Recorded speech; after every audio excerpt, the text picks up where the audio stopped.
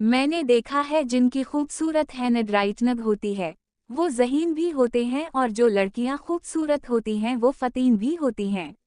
محبت خوبصورت لڑکیاں ہی تو کرتی ہیں یا اکثر لوگ ان سے ہی محبت کرتے ہیں۔ میں کہہ سکتا ہوں کہ اگر خوشبو کی ہینڈ رائٹنگ اچھی نہ ہوتی تو وہ ذہین نہ ہوتی، اور اگر وہ ذہین نہ ہوتی تو میں اس سے متاثر ہی کب ہوتا؟ اگر میں اس سے متاثر نہ ہوتا تو ایسا ہرگز نہ ہوتا۔ وہ دسمبر کی سرد شام تھی۔ دن ڈھلنے کو بے تاب تھا۔ میں سنسان سڑک پر تنہا کھڑا تھا۔ ATM مشین کے کیبن میں کوئی رقم نکال رہا تھا۔